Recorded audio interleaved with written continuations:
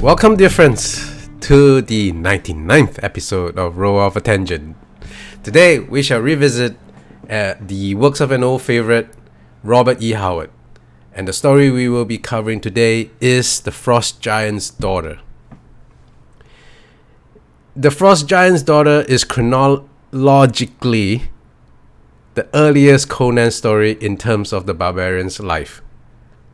It was rejected as a Conan story by Weird Tales magazine editor Farnsworth Wright in the beginning, and Howard had to change the main character's name to Amra of Akbitana and retitle the tale as The Gods of the North.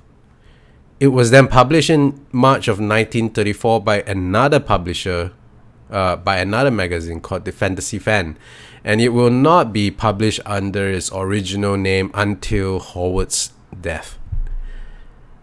Conan finds himself facing off a powerful warrior, Heimdul, in the desolate snowy fields of Nordheim. Both were the last men standing of their respective bands, and after a brief but vicious exchange, Conan emerged victorious as Heimdul fell at his feet. Weary and exhausted, Conan collapsed. He woke to the mocking laughter of a beautiful woman, bare as the day she was born, and seemingly unaffected by the harsh cold around her. Taunting Conan, the woman fled, gliding across the snow, her mockery ringing in his ears. A primal fire roused in Conan and he gave chase. The eerie beauty led Conan into a trap, as two frost giants rose from the snow, seeking to carve out his heart. Desperate strength surged in his sword arm, and Conan felled the two frost giants. In her own desperation, the woman raised her hands and beseeched Ymir, her father, to save her, and she vanished in an envelope of blue flame as Conan collapsed yet again from his exhaustion. When he finally woke, he is surrounded by his companions, who thought his tanglings with the woman and her two frost giants but a fevered dream from Conan's travels. Yet Conan held in his hands the gossamer veil that the woman in his fevered dream had worn, leading one to think, is this a dream? Alright, over to you guys. Any thoughts on the story? Robert, why don't you start us off? What did you think about this particular tale? I think no one else but Howard could have made a success of a story like this. In a way, I'm not too surprised that it was rejected, not because it's not good, but because it seems to break so many of the rules of the sort of fiction readers were expecting at that time. The actual plot seems not to make much sense because either Conan is faced by immortals or he's faced by human warriors. One can understand either of those, but in the woman and in her two brothers, he seems to be faced by supernatural powers who are yet vulnerable after a certain point to fear and defeat. And I personally think that's one of the merits of the story, but I can just imagine some editor shaking his head and saying, no, this won't do. Another point, well, the other main point I'd like to make about the story is it leaves an impression of lots of savage action, but actually, if you count the number of words devoted to combat in it, it's a very small proportion of the whole, which is yet another way in which Howard works his magic, because he never overdoes things. Now, I've got a bit of a bee in my bonnet about stories that overdo the action, but and also that's why usually I don't enjoy this genre of sword and sorcery. I get bored by it, but I've never got bored with any story by Howard or any of the Conan stories anyway. So those are the points I was very interested in what XJ said about the history of the tale. I had no idea it had been rejected or that it had been published under another. Well, I knew it was published, but under another name. I didn't know the character's name had to be changed, and I wasn't sure. Although I'm not surprised to learn that it's the first story in the Conan's saga chronologically. Anyway, I think it is the youngest Conan that we ever meet. right. When I say Robert E. Howard. chronologically, I might not have phrased it properly. It was more like, yeah, Internal chronology. Yeah. yes. Yeah, it's Because the very first published yes. Conan story was the Tower of the Elephant. Am I right? no, Yeah, no. It yeah. was No? no. It was the God damn it. What is the name of it? Phoenix By and the my Sword. Phoenix and the Yeah, Sword. the- That's right. Phoenix on Oh, the Sword. okay. Which is actually one of the latest, if not the latest, parts of the timeline in the short stories. The book- Interesting. the book happens Okay. afterwards. But yeah, Conan is king in his first story, and we have learned why exactly that is. I think we spoke about this in one of the episodes where we spoke where we mentioned Kull, because the first ever Conan story was a reworked story of Kull. Yeah. That's why he's king there. King of Akbitana. Yes, yes. Kull the Conqueror was very obviously a prototype of Conan. That's right. Yeah. All right. Well, what were you about to say, Nikki, before I interrupted you?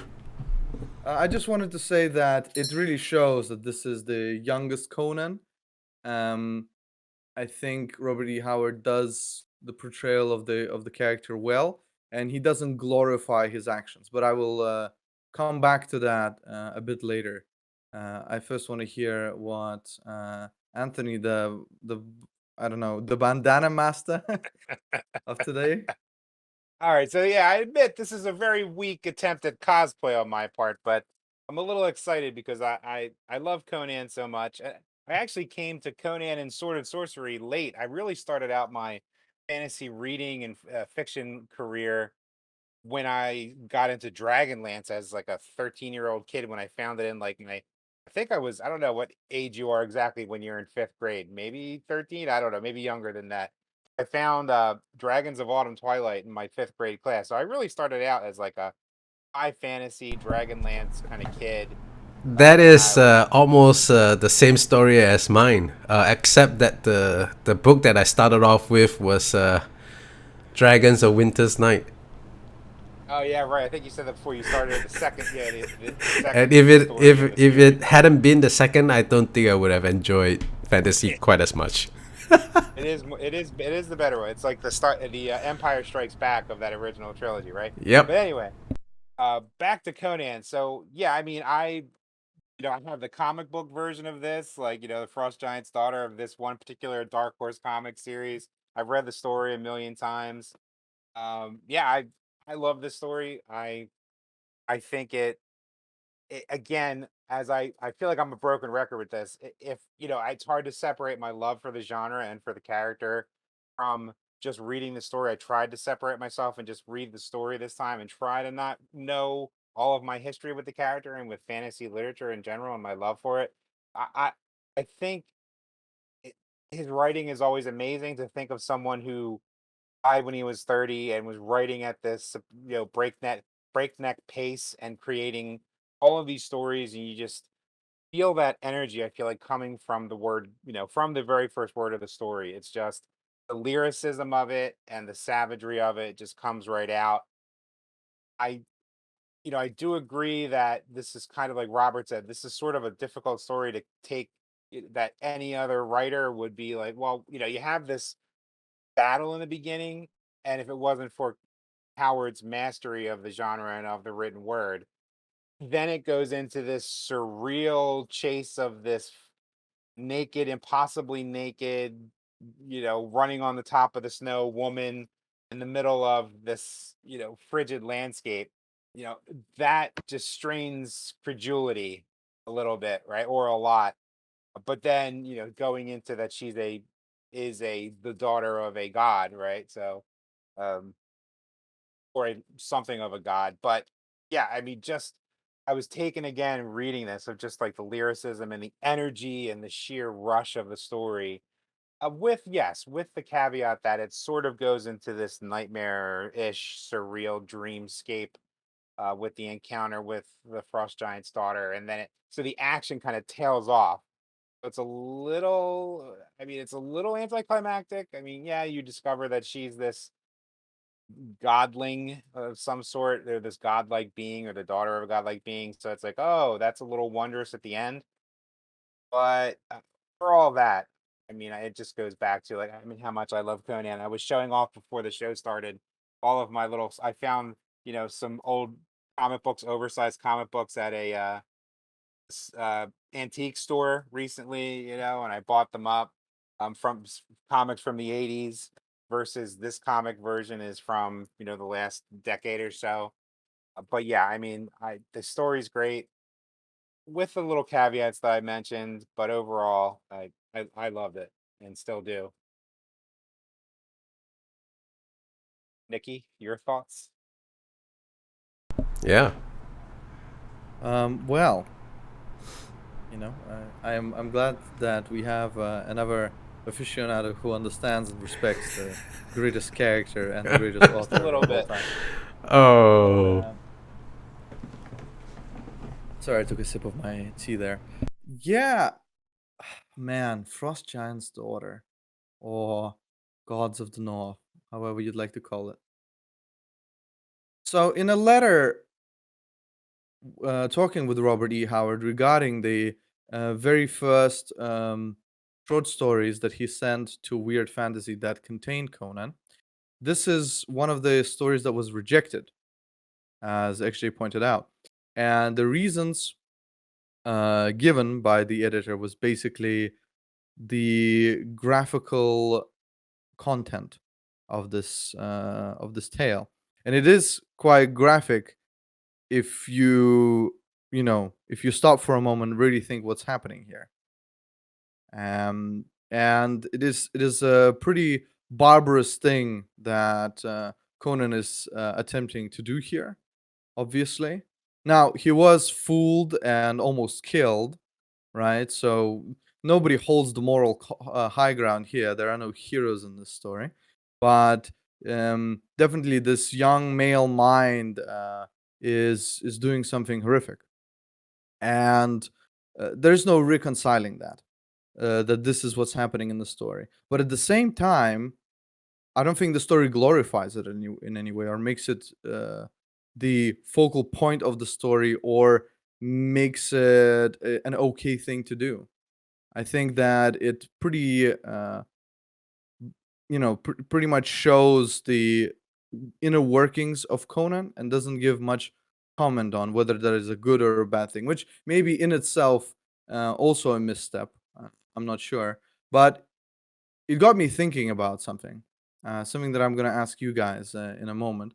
But first, just the fact that Robert E. Howard got away with creating a short story that is 3,000 words long and was still interesting and had a, like an interesting beginning, a cool plot twist, and then another plot twist right at the end. Fantastic. Great stuff. It reminded me of a tale we also covered, the Skulls in the Stars, also written by Robert E. Howard. That was a short story that also had all of these elements, and I really think that less is more with Robert E. Howard. Just fantastic, absolutely fantastic craftsmanship. Can't really push against it. But the thought that I started to think about is, what are topics that maybe have such connotations in our modern world that the authors in the books and the short stories that we read, what is the line? where do we stop? Is it nowhere? Is the point of fiction the fact that we can explore any ideas, however horrible? Should there be some sort of a moral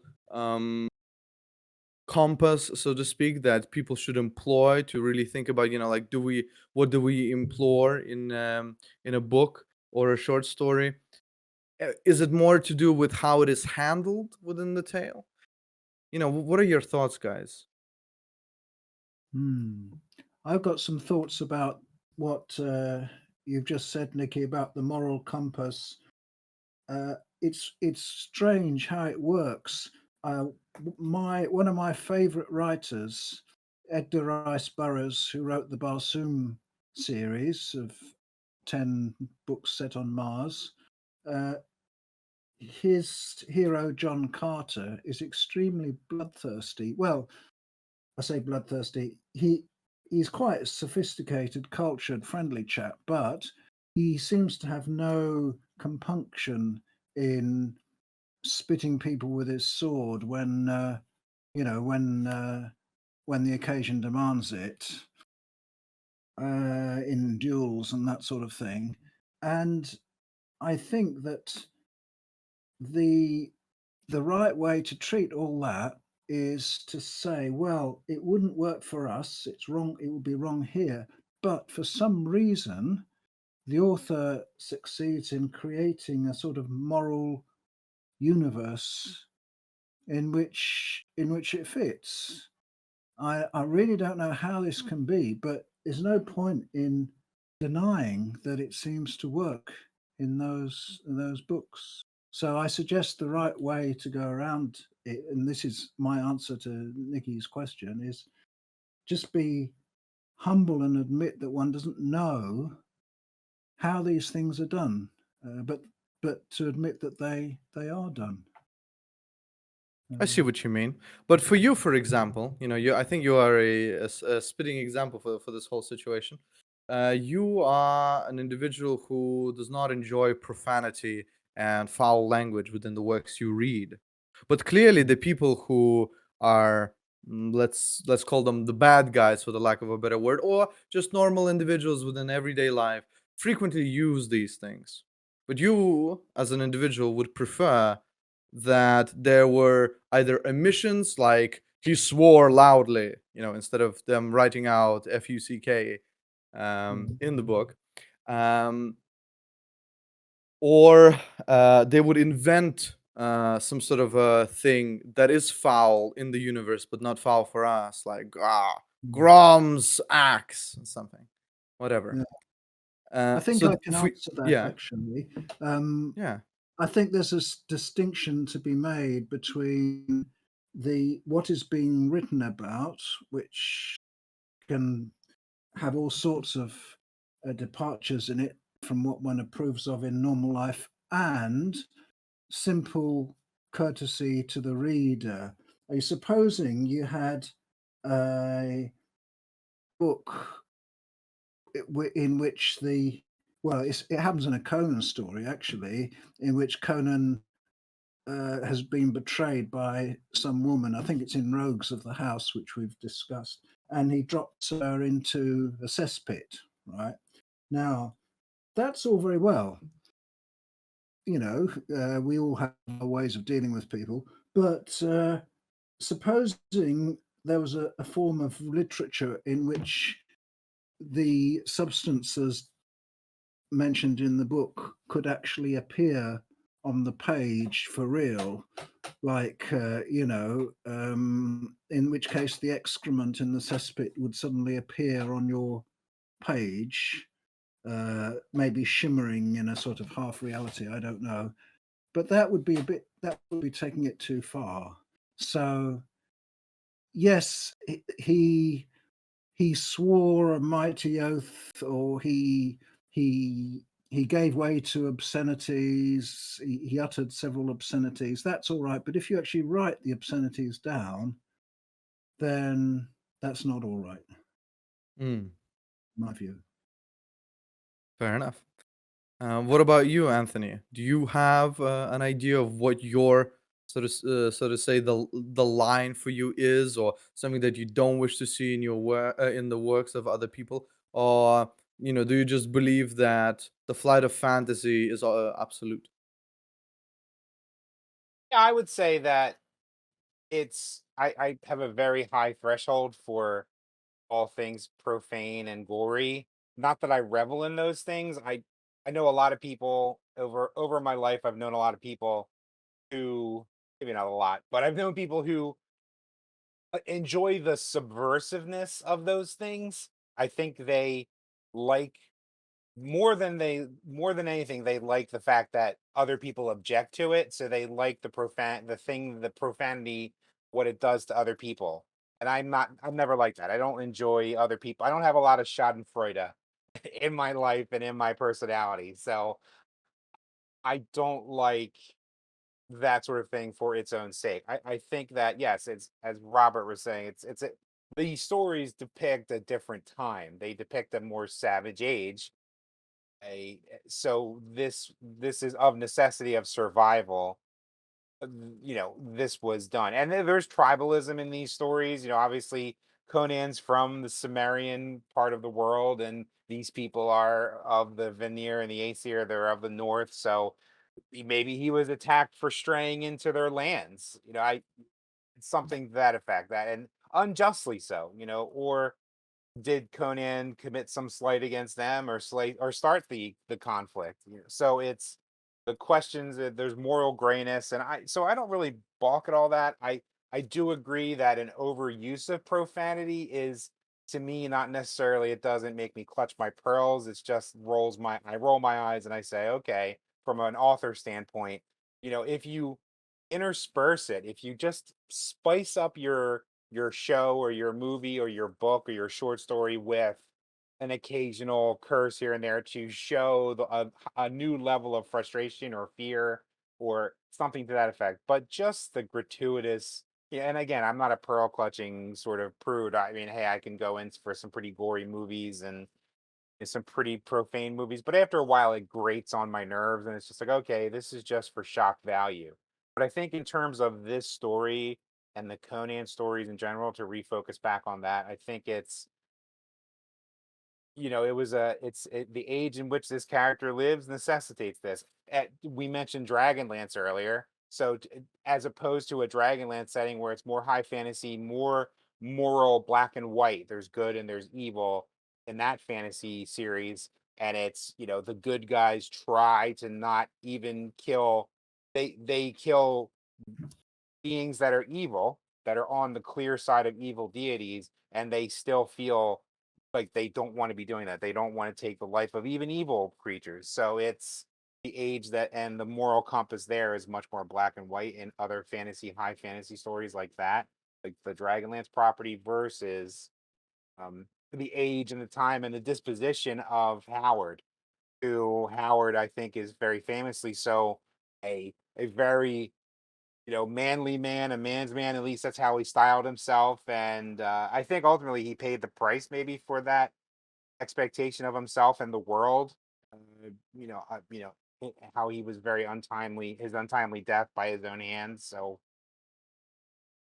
it's yeah. So it's, I think that's also a function of his ideals in the real world and what he wanted to express in his fantasy. And it is a power fantasy and a wish fulfillment fantasy in that way too, I think, on his part. And that's what he wanted to kind of put out into the world. I don't know if that's necessarily a bad thing. Did he corrupt all those youths in the 1930s and 40s and subsequent decades onward with his blood and gore? I don't know. I think most of us turned out okay, despite reading Howard stories and other, more gratuitous violence in media and things like that. So hopefully that answers your question. Yeah. Actually, you've got a stance on this? Oh, it's a really interesting question, actually.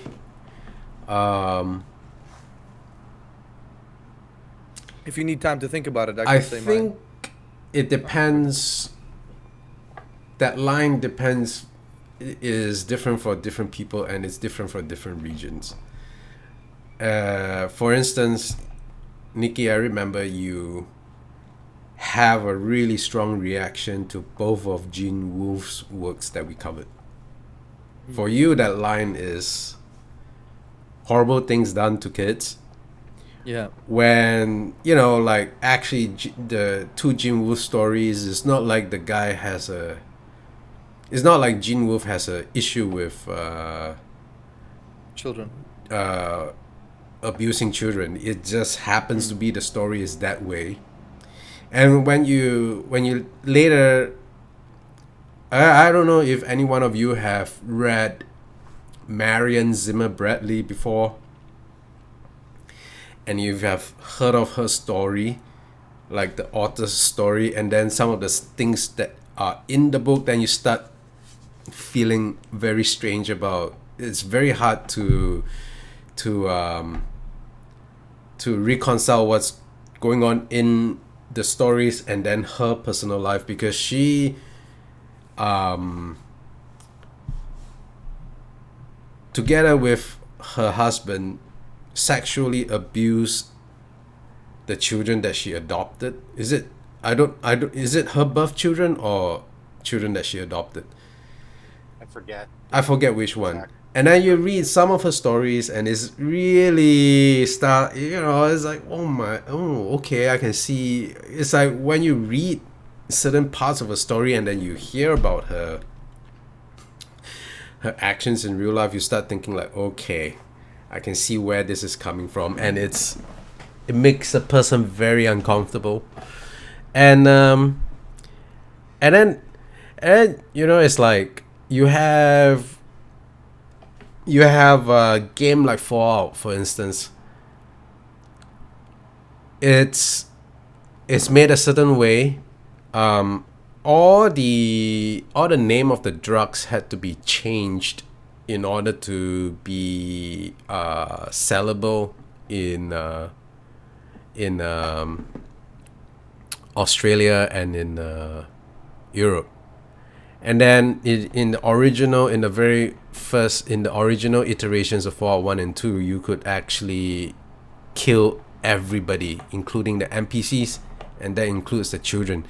And so because of that, they had to remove, in order to be able to be sold in Europe, they had to remove all the children from the game, and that broke some quests, for instance.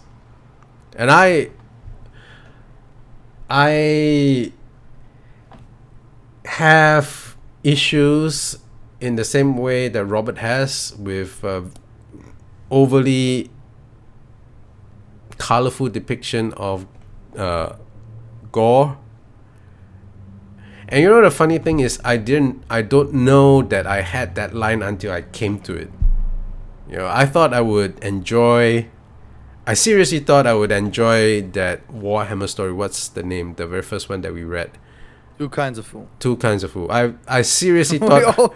Poor Graham McNeil, man. If I was watching this, it's like episode by episode, we always like, yeah, Two Kinds of Fool. Anyway, go on. Well, I mean, that was the very first Warhammer story I read, man. And I seriously thought I would enjoy that because it's got pew-pews, right? Pew-pews always makes things good. Except the pew-pews this time round went a little bit too far. And I didn't realize that until I actually read the story. And there are some stories that bothered me a lot that I didn't think would bother me, like the sequel to that sequel story that John Wyndham wrote that I cannot recall the title of. We read one. It was the Sorry? Time to Rest was the first one, but I forget. Time to Rest, and then there was another one that no one ever knew, neither Robert nor I, and we're both huge fans of John Wyndham, ever realized existed until Nikki dug it up from somewhere with his Google Fu, Google Kung Fu and all that. And I just didn't like I didn't like the island of the pool of the black ones. Was that the story? Yeah, Conan. that's Right. the black one, yeah. The Pool of the Black Ones. I got the name right this time. And the other one, the Valley of the Worm. I'm ambivalent about the Frost Giant's daughter, and I think the difference between the Pool of the Black Ones, the Valley of the Worm, and the Frost Giant's daughter is that in both the Pool of the Black Ones and the Valley of the Worm, the stuff that triggers me is very repetitive. It just keeps happening over and over again, and I guess that's the same thing. That's the same thing as Starship Troopers, and as well as the Two Kinds of Food. It's like I can take a few things a little bit at a time, but if the author peppers it too much, like the whole thing is just that, then it starts bothering me. So a little bit like Anthony. So that's my take.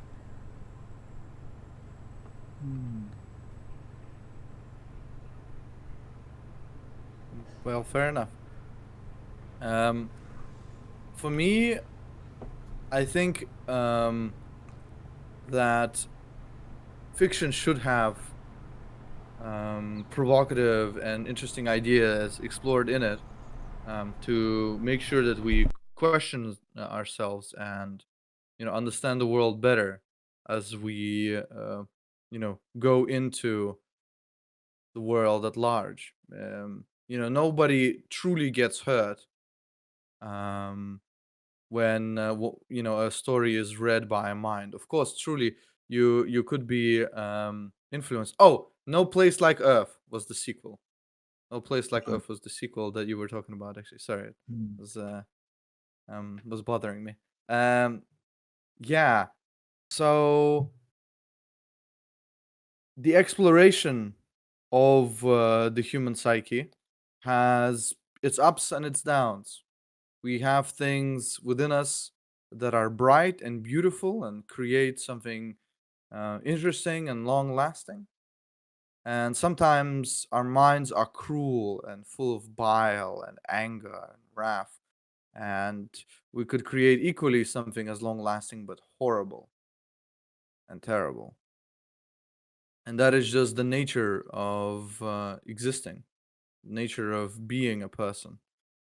So, as far as should anything be censored, mm, if I had to choose whether to censor stuff or not to censor stuff, as a person who comes from the USSR, where I was never born there, but I've heard enough horror stories. Books basically not being allowed to be printed for one reason or another. I mean, an entire life of a fantastical author who could have probably created hundreds more novels, abruptly destroyed because he was being censored. Bulgakov, that's the man I'm talking about. It doesn't make any sense to me.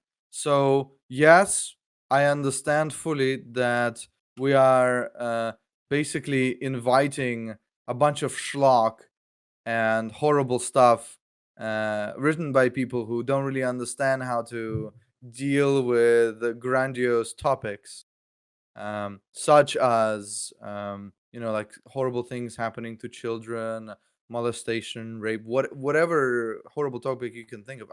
I completely understand the other side of the coin, that you're gonna allow a bunch of individuals who don't know how to cover these topics well, to write stuff down that many may find offensive. But just because that will happen does not mean that the individuals who can do it well and who will do it well and who will say something with that piece of art that could actually change the hearts of and minds of people, for that not to be allowed to exist simply because of censorship is a ridiculous notion for me.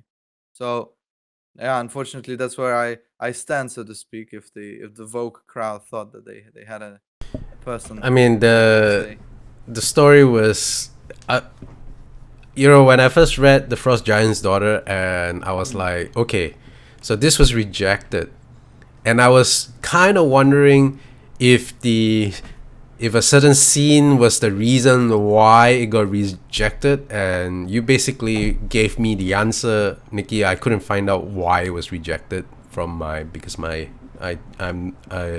couldn't find the letters, and I think that letter is probably more of like a private collection of books that things that's publishing. This is not like something you could just find on a wiki page for sure, or like even after hours of exploring the web. Sorry, go on. Yeah, so I was like, okay, and I was actually thinking that the reason why it got rejected was probably that, but you know, the story itself wasn't censored in a sense; it was just rejected by one magazine, which was then republished by another. So in the US at least, that is not a thing. I mean, it's kind of tricky, right? It's very strange. In the US, you can write things that are as violent as you possibly like, but things that are a little bit sexual in nature, back in the day, like 2-3 decades ago, it just gets canned. Like, people will self-censor themselves, whereas it's a complete opposite in Europe, I remember. Yeah, I think I've seen a lot of works that are of American nature that have the threat of sexual violence about to happen, and they sort of went past through censorship no problem, as long as it didn't happen.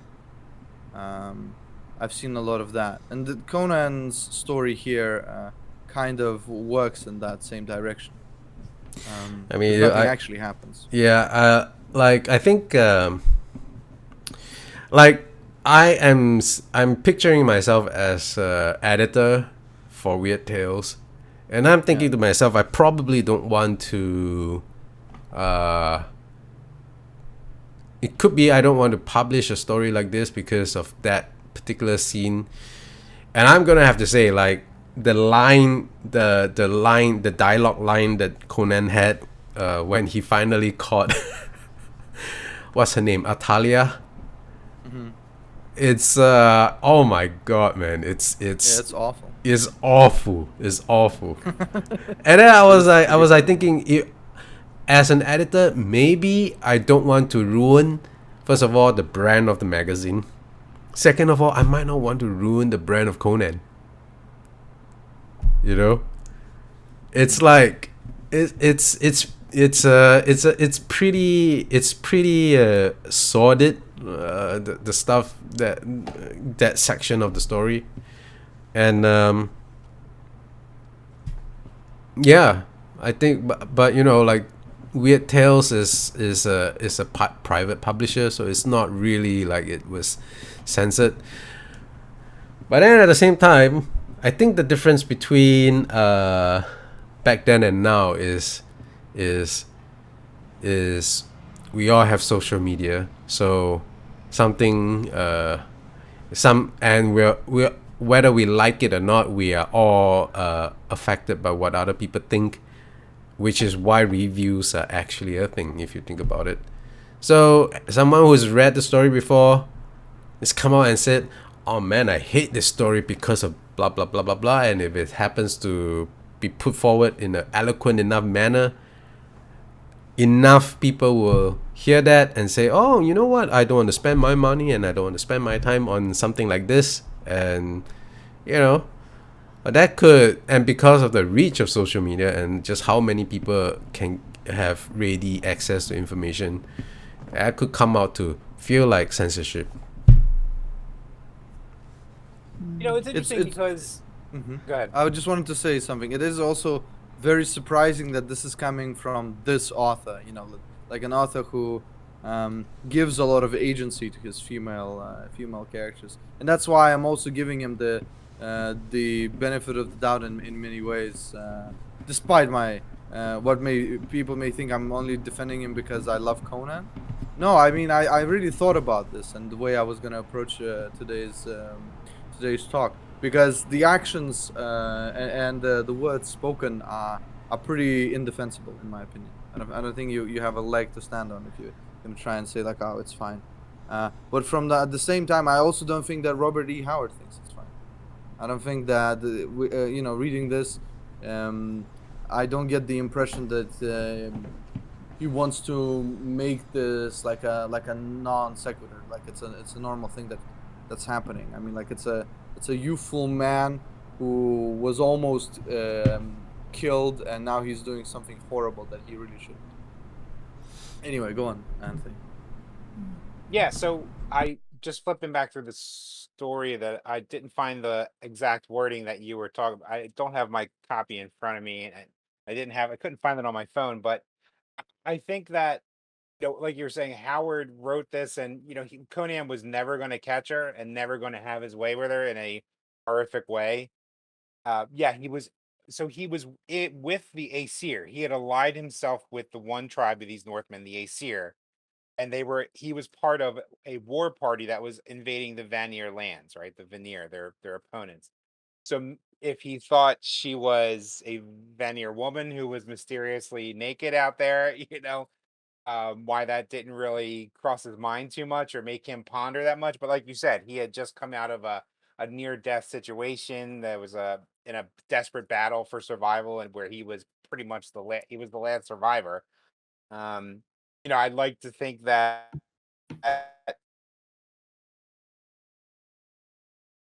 in some sort of behavior again, I believe, in any of the rest of the Conan stories, or am I wrong with that? You might have to repeat yourself because you froze there for a second. The very last lines. Oh, I'm sorry. I was just saying, like, I don't think. Did you hear the part where I don't think that Conan gets up to any kind of near that behavior with any of his other stories, like you were saying? The maximum that he does is like there's a woman who got him sent to jail, and he throws her in a pile of dung. That's about it. Right. That's like the maximum that it approaches. Really. Saying, rogues in the house. Right. Yeah, thank you. Rogues in the house, another great story. I mean, I love all Conan stories. I have to say.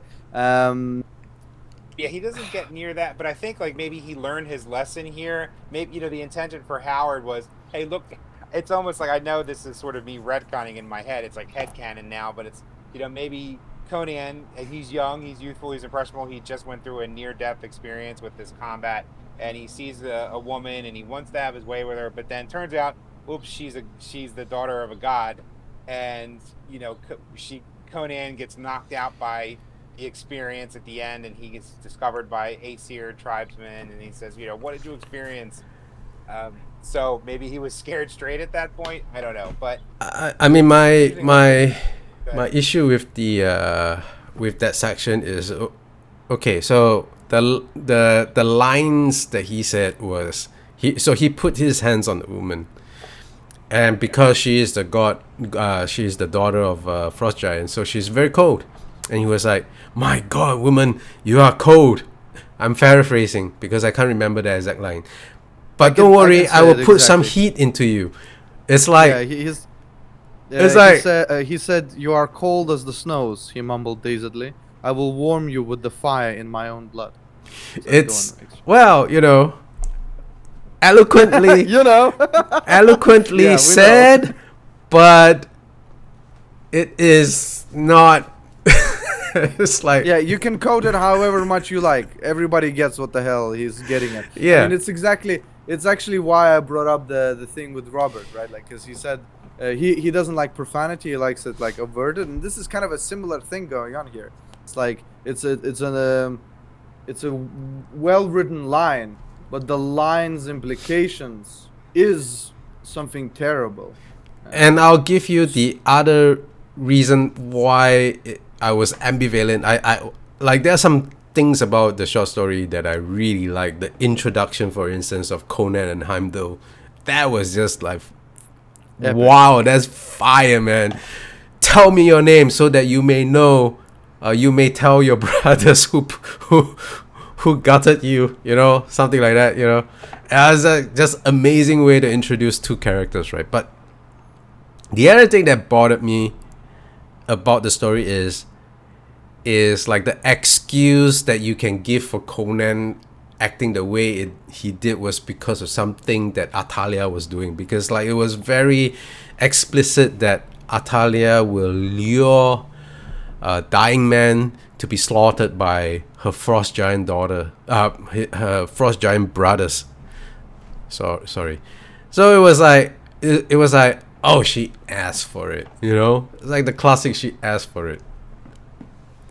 So those are the two things that really bothered me about the story. Despite how they're like just like some real gems, especially like again, like I said, the beginning was just this wonderful setup, and within like a few paragraphs, you got to know who is fighting who, and what are they doing there, and it's just like it's a skill I would be happy to have like a tenth of like the ability to just like get right into a story with a few paragraphs in such a dramatic way and cinematic Yeah, too, because I could totally see it in my head. Maybe that's why it was, besides the implications of what Conan's actions could have been, maybe it was also rejected initially just because the climax seems to be at the beginning and then the story tails off into, I mean, I know, yes, he encounters the frost giants at the end, that's sort of like a second combat phase, to put it in RPG terms, um but it's maybe because nudity in literature was, I mean, look, the stories, the John Carter of Mars, everyone was naked, right? Like, so it's not Nice. the nudity that's the issue. It's not the nudity that's the issue. It's the implications of the potential, And I think rough and I think encounter with this particular, I think I want to also zoom in on something that Nikki has said, which is that this is so out of character for Howard, not Conan, but Howard.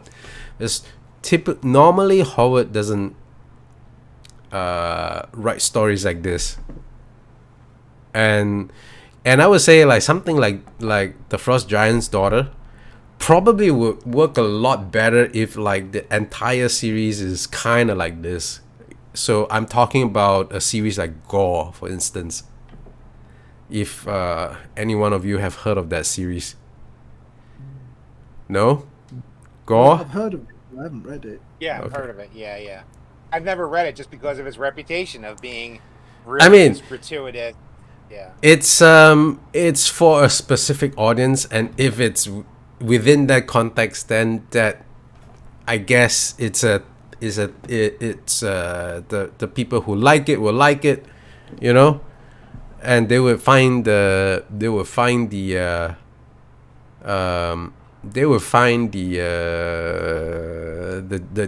the gems in that particular genre. But I think like the expectations of a person who's like thinking about reading Conan would not be the Frost Giant's daughter, is what I'm trying to get at. It would be a lot like, I am expecting a good pew pew story and then got bombasted by a lecture, you know? Kind of like, it would totally put me off.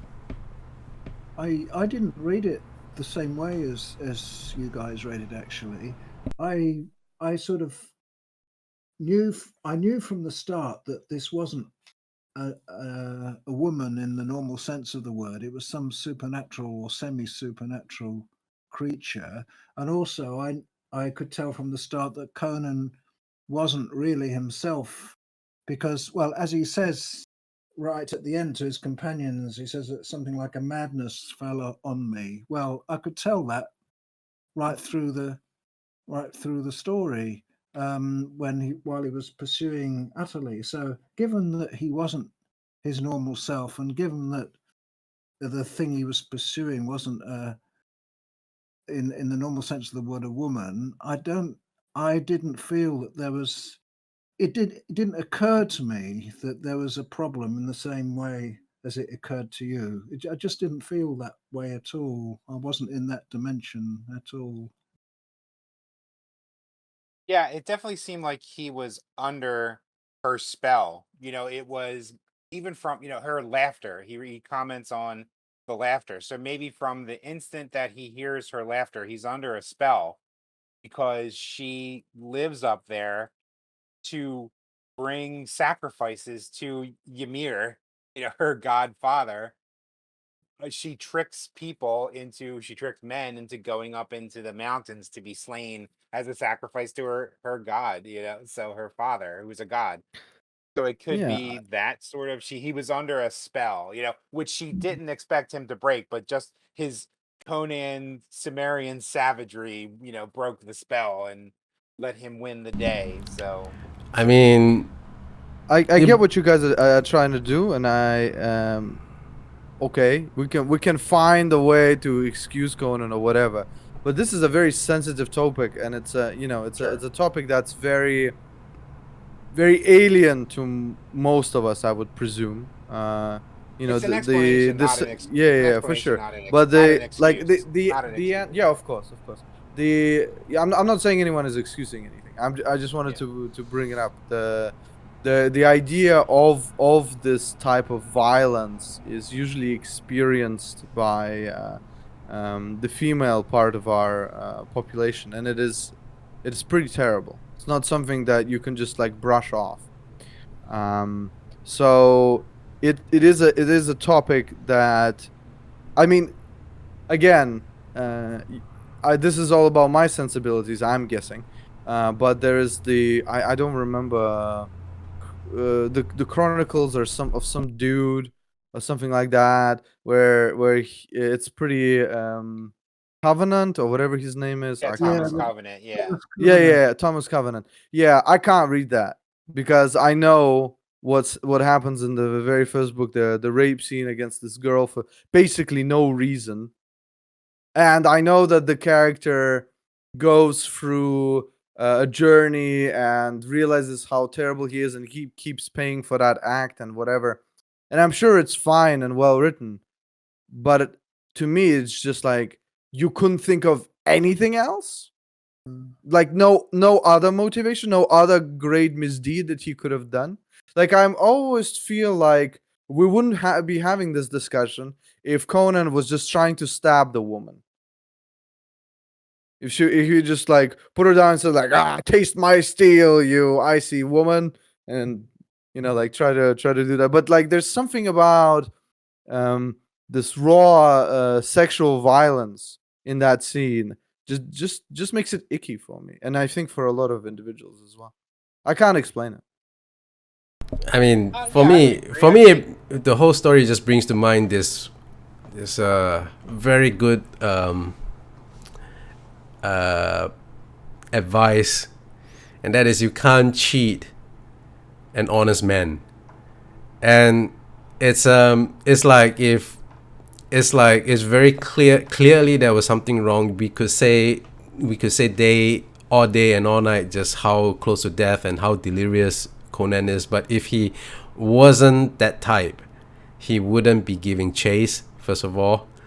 And second, it goes back to what I was saying, which is like it's a version of it's she asked for it kind of thing. It's yeah, I mean, I'll echo Nikki. Is like we can try to sugarcoat it, and it's written in such a eloquent manner, but it doesn't really disguise what it is.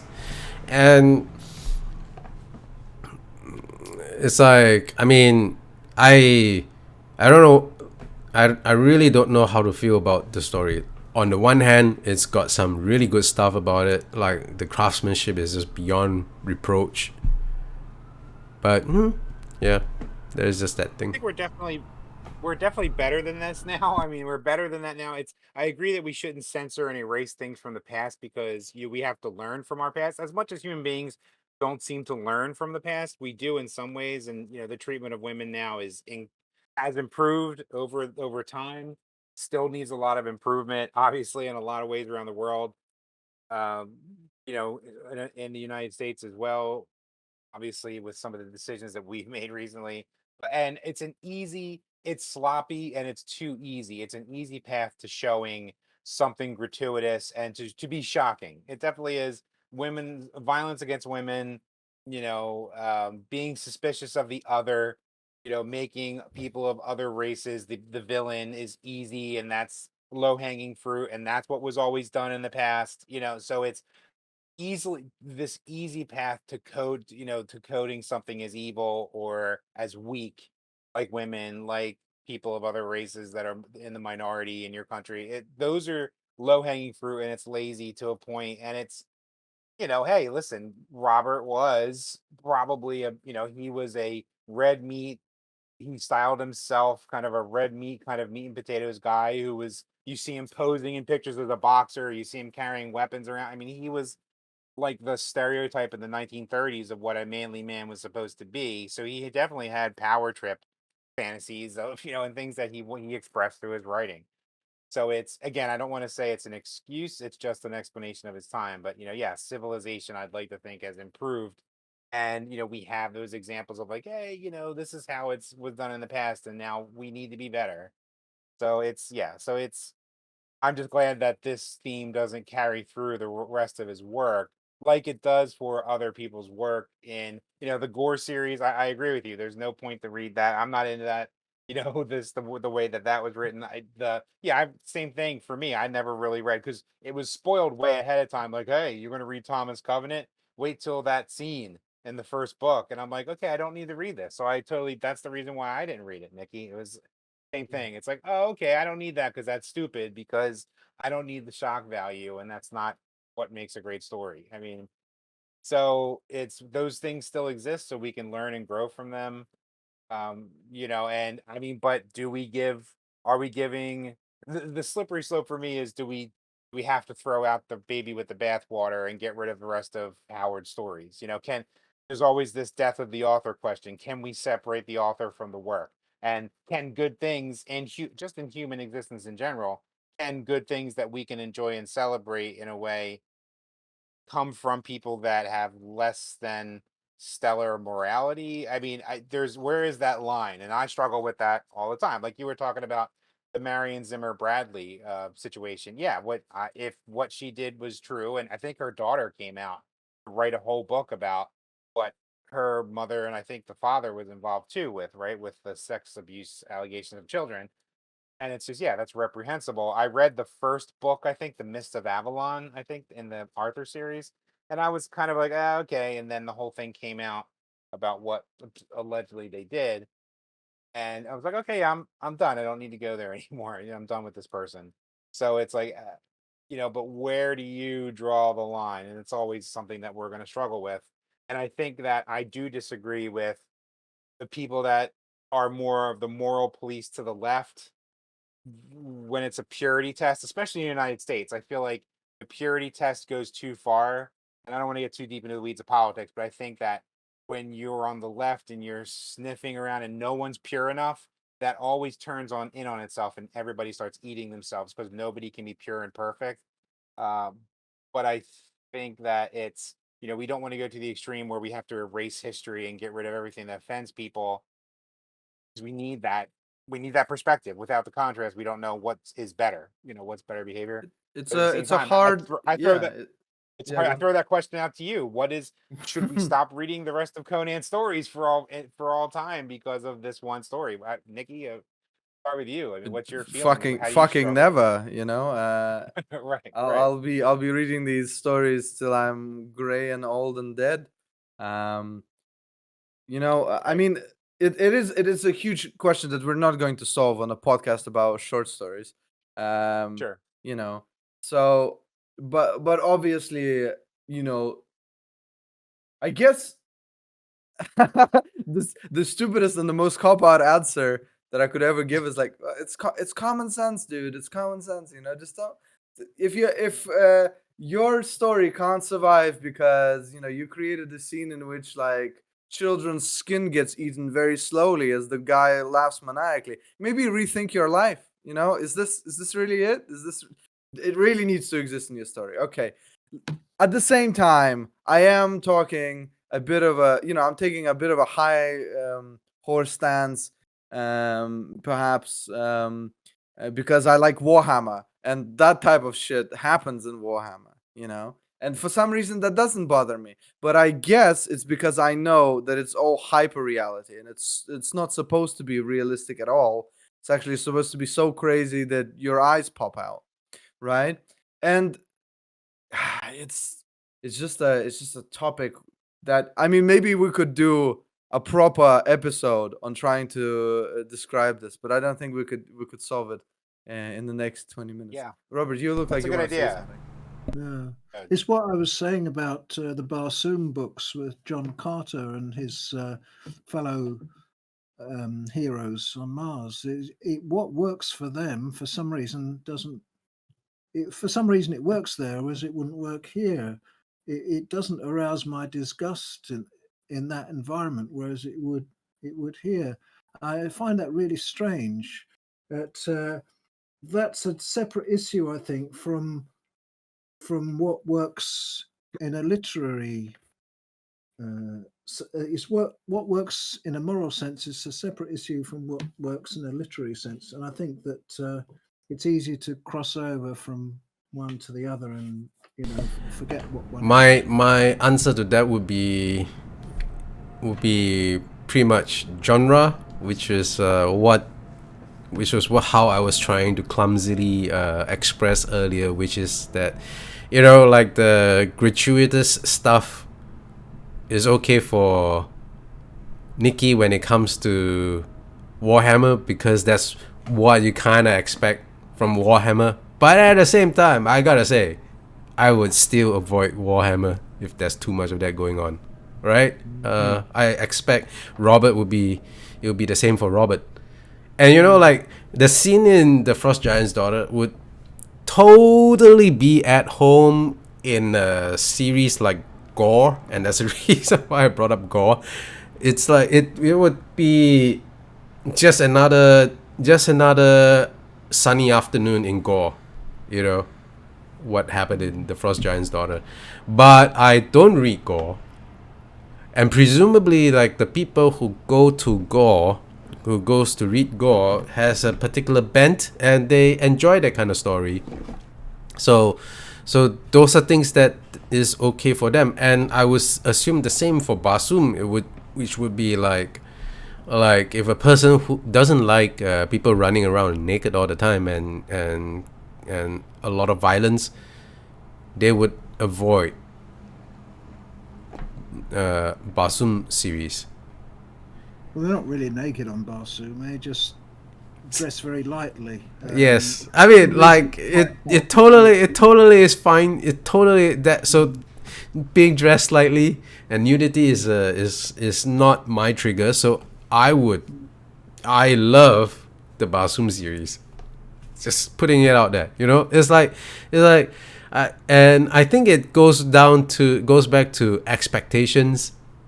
Like you approach a John Carter story, you kind of expect certain things, and then if it's not, then it might put a person off. And I would say the same thing of Conan. You approach a Conan story, you expect certain things, and then you don't expect other things. That's partly why I find that this story is interesting for other reasons than from what we've been talking about. I want to know what the hell is going on. I mean, these guys here, the brothers of Atali, whatever, are they mortals or are they immortals? I mean, Conan actually kills them, but they're, I get the feeling that they are a step above a mortal, but they are not deities or half gods, so to speak. I mean, sort of similar to how the vampires of Set work. I get a feeling that this is something that you can either attain or you are born with it, and you have this power that allows you to be stronger and more resilient than a normal mortal, but you still have a life, so to speak. And to me, it seems like the way they prolong their life, at least that's the idea that I got from the story, is that by sacrificing people, right? So, and they're pretty awful creatures, because they go for they're like vultures. They go for people who can't even fight back, right? I mean, Yeah, to me, this is this is also very interesting because the question that fascinates Robert, which is about the nature of Atali or Atalia, whatever her name is, and her brothers and Ymir, is less interesting to me because in Asia we have a lot of creatures and demons that we call deities, but they can be slain. So for us, it's like, okay, they're just creatures that work on not different rules, but they are faster, stronger, but that doesn't mean they can't be killed, kind of thing.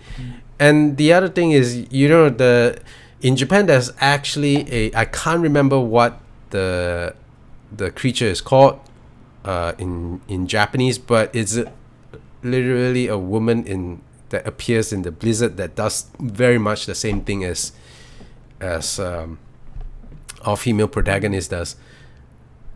Yeah. Be interesting to see what the International Olympic Committee would do about whether to allow these people to compete. So. I suspect not, because they are not competing on the same level, because it would be like allowing a panther to compete in a 100-meter race. I think that is actually a great either like manga or a comic strip idea. Just have it's the Olympic Games, but the humans are the underdogs and they're all competing with monster creatures. Right? And you've got this one guy who's like, I'm really good at throwing this ball, this piece of metal. And you just see him just like first he goes up against a bunch of goat men and they throw it pretty far, but he can throw it far further. And then it's like, a minotaur and he's like, damn, I really got to think about it. And he invents on the spot a way to like use some sort of a mechanical thing in order to throw it. And people are like, hey, that's, that's cheating. And then he's like, look, the dude is 3 sizes larger than me. We have to equalize it somehow. And there's a dispute, and then, the ending of this manga would be like he's doing it against a lich who has unlimited power, but the guy cheats anyways. He's so afraid to lose his status that he drinks a potion, and although our character loses, they later find out that the lich cheated. So by default, our guy becomes the leech got banned for doping. That's right, doping from potions. Potion doping. It's forbidden in the Fantasy Olympics. Come on, that would be an amazing story. You'd read that. It'd be a funny story for sure. Yeah. Like Delicious in Dungeon, that's the type of thing I'm thinking about. Delicious Sorry. Dungeon. I love that show. Yeah, it's a great one.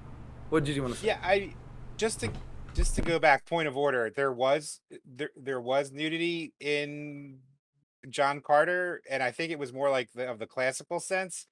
I mean, just, she was destitute of clothes as the green Martians who accompanied her. This is Deja Thoris, a description of Deja Thoris.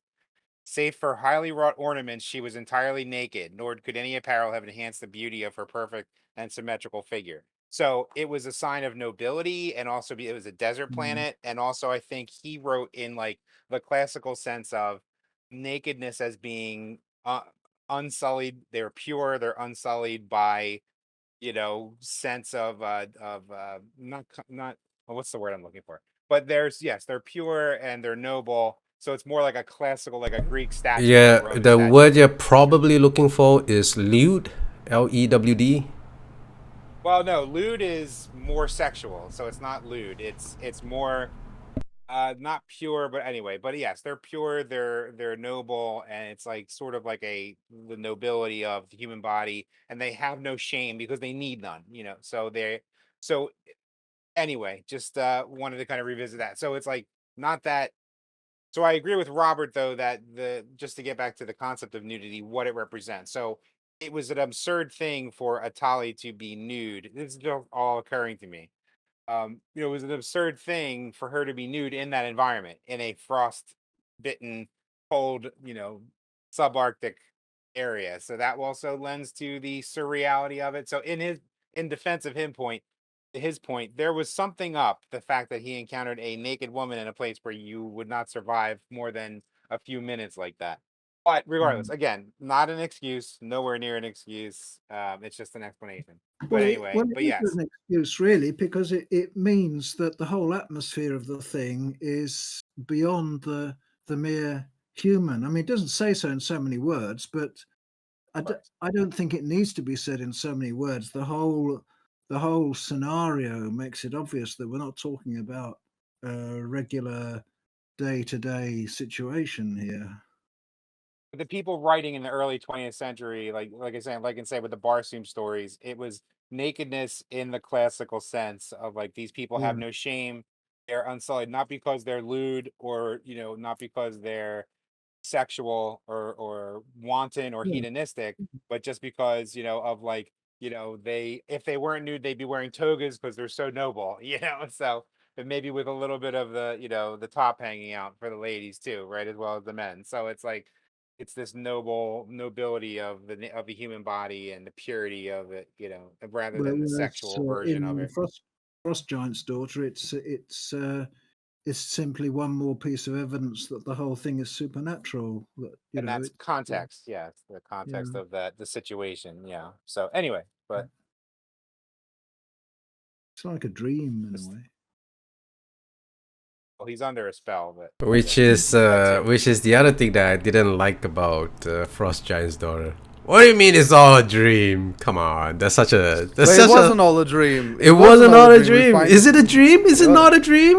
Oh well, my no, god, but that's like no. I don't think that's how. No, I think that's it's disingenuous. At the end, it's it's totally clearly not a dream, obviously. Yeah, but yeah, like yeah. that is like. But what I'm trying to get at, is, Yeah. man, that is such a poor way to write a story. Is it all a dream? No, it's dreamlike. Dreamlike. Yeah. I mean, it's certainly not All right. a real situation. What's it called? What was that Heinlein story? The Heinlein story where the guy's in an asylum. That's right. That thing basically does. Is it all a dream? The entire story. This does it like for 2 paragraphs, man. Come on. Come on. It's not as bad as the Bob Newhart show, right? Where he woke up after the whole series was over. And he woke up back. He was the character in his earlier show woke up and said, "Wow, I just had this crazy dream." It's not that level of terrible dream. I mean, usage, but that Heinlein story had other things going for it, which is the description of the mental state of the character was really well done, and I was more focused on that than other things. So I like that story. But yeah, I'm not gonna deny what you said. It's like, come on, man. Is it a dream? Come Is it on, not man. a dream? Yeah, that is just like, oh my god. His illusions were, can we at least? his illusions I'm sorry, were actually real. That was the point of that story. You know, every time somebody says "Come on, man," I imagine President Joe Biden saying it to Donald Trump during that debate. That's the Shut up, man. soundbite I hear. Shut up, man. Yeah, right. Come on. Shut up. Yeah. So funny. Well, we don't have to deal with that anymore over here. So, well, all Not the soon Biden enough. jokes Yes, are- I mean, Yeah, right. But I don't know. So, do we have to agree to disagree then? Or are we giving Robert E. Howard a pass? He's not as bad as the guy who wrote the Gore stuff, or the guy who wrote the what's his name, the Thomas Covenant stuff, or I mean, it's going to have to come down to the individual. Like, another name just popped up to me because of all the nudity stuff, right? And that is Piers Anthony. And I'm like, it was okay. I read a few of his books, and 1 or 2 was like okay, and then I got to know about Piers Anthony, and then I just can't read it anymore. It's like, regardless of what people want to say, sometimes how authors do affect how people approach their stuff. for sure. That's how it is. And it's gonna just differ from individual to individual. Some people have their lines are drawn elsewhere, you know, and then other people, their lines are drawn somewhere else. Right, like for Nikki, as long as the people doing the act worship a chaos god, go ahead and eat those kids. Go ahead and eat those. Oh, you were. What's the Never god's name? said that. Sneech. Go ahead and eat those Oh, kids. Nobody so quote me. okay, Don't clip okay. this, don't clip Someone send a memo to Gene I'm Wolfe. paraphrasing. You just need to put a chaos god in there in your stories. Yeah, Right. Nikita's a-okay with it. Yeah. Right. Okay. Eat that kid skin. Yeah. That sounds like the most horrible like slogan for a company. Yeah. Okay, Right. Go eat that kid. Oh god. I think the only thing that I wanted to bring up before basically running out of topics to talk about Frost Giants' daughters / Gods of the North, and that is I really like how the woman escapes, how she just disappears into thin air from the flame. I like that stuff in Conan because when it happens, it is so sudden and unexpected, and you really don't think that it's going to happen because of how grounded Robert E. Howard seems to make everything else. So anytime there is high fantasy shenanigans going on screen, he does it so well. It's the same with the profanity argument that Anthony was talking about. You know, if it's used in the perfect moments of the script of a movie or a book, you know, like if you just have a character standing at the top of the barricades and he looks up and he sees there's an armada coming down where from the other side, flanking them where he thought they were in the clear, and he just very quietly says to himself, "Shit." You know, that has so much power over it than it's just being said in every other conversation. But it's the same thing here where the high fantasy element just comes out of nowhere and it's not even explained, and Conan just has to deal with it. And the great moment with him having the piece of clothing in his hand, knowing that it was all real. Really cool. Good stuff. Yeah. Agreed. Should we go to scores? Yeah. I think so. Who's going first? Is that me? Did I just volunteer myself?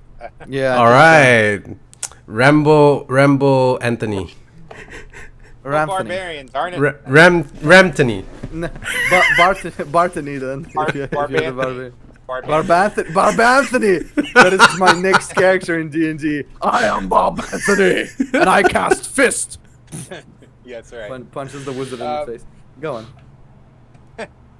So I'm gonna give this story. I'm gonna give Frost Giant's Daughter. I'm gonna give it an 8.